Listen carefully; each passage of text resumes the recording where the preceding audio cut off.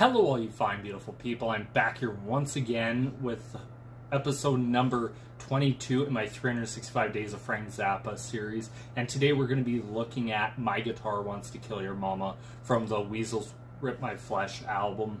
If you're new to the channel, I play the song all the way through, giving my thoughts and opinions on it at the end. And as usual, if there's anything you want me to react to, just put it down in the comment section.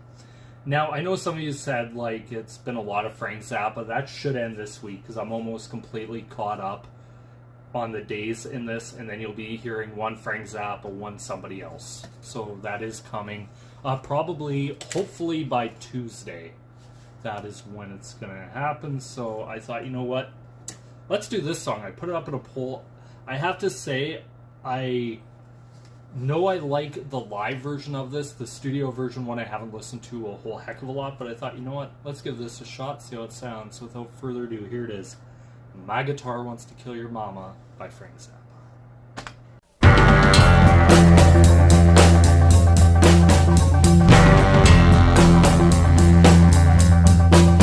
You know your mama and your daddy said I'm no good.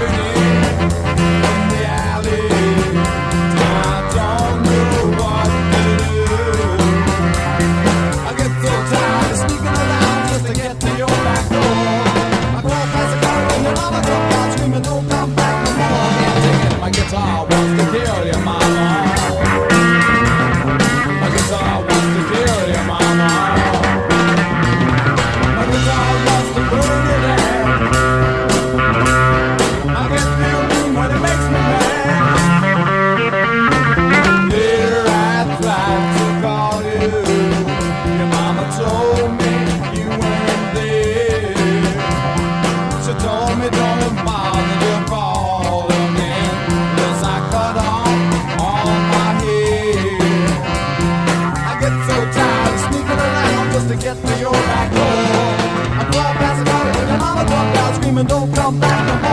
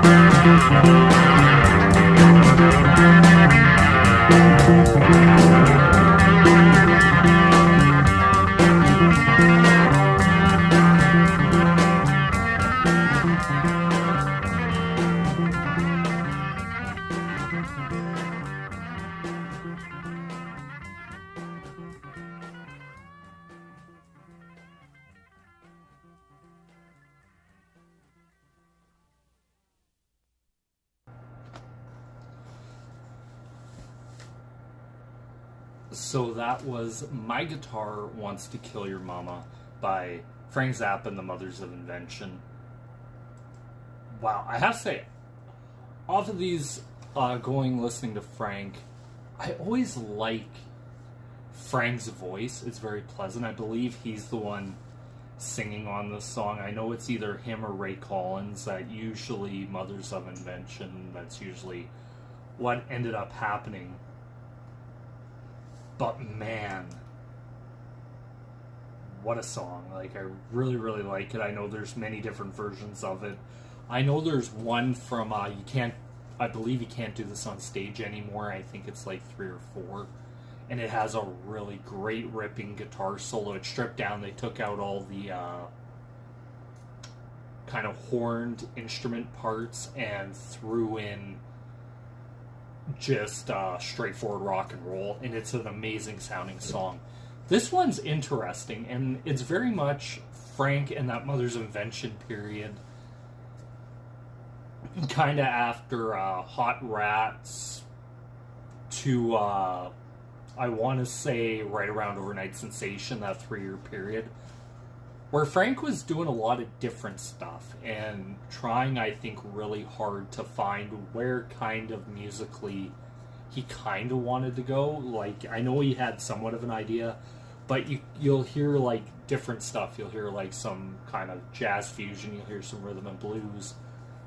And you get some really interesting stuff on here. I have to say, Jimmy Carl Black is a drummer I've really come to appreciate, especially in the early years of Frank Zappa and the Mothers of Invention. Then you get Ansley Dunbar in there. Then you get the great, phenomenal Terry Bozzio on drums later on.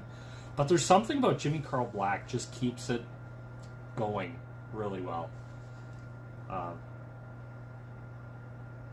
The sax on it, there's some nice little rhythm guitar section. Like, it sounds kind of acoustic-y in there as well. Just really good stuff. And then you have, like, the lyrics to the song with the vocals where it's like, you know, your mama and your daddy saying I'm no good for you.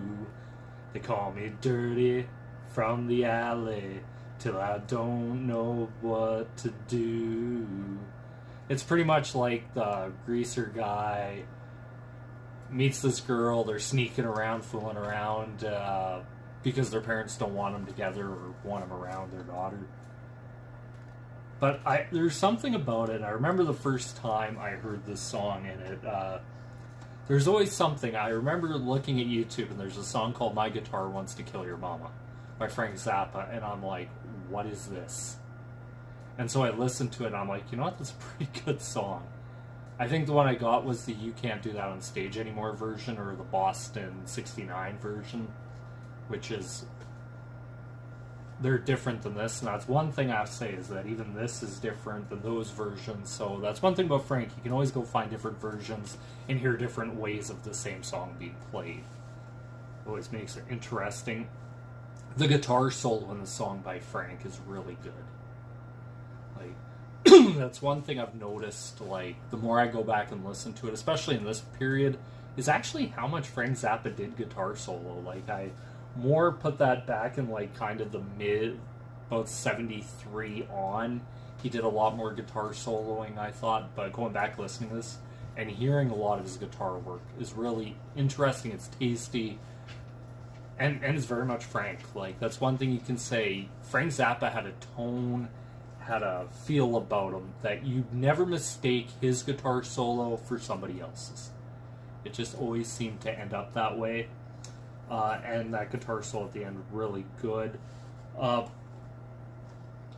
thinking this is around the time of the Eddie and Flo as well part of the Mother's Invention. I could be completely wrong, but man, there's interesting stuff. You have the kind of that very weird brass kind of feeling section after the first chorus and verse, and it's just very interesting. But anyway, that's my thoughts and opinions. Zappa, once again, really good. It's just different, and that's one thing I liked about doing this series, and one of the reasons I wanted to go all over the place with it is because depending where you go, there's so much different variety of Frank Zappa's music, and that's one reason why I decided to do the 365 Days of Zappa. But anyway, that's my thoughts and opinions. I'd like to know, what do you guys think down below? Tell me what you think. Anything I might have missed or glossed over, please comment it down below. I have a book I'm starting where I'm going to be talking about all the stuff that I missed and sort of information you guys brought to me. But anyway, that's my thoughts and opinions. Once again, I have to say very much thank you guys so much for watching. It's very much appreciated. This is me here signing out. Peace.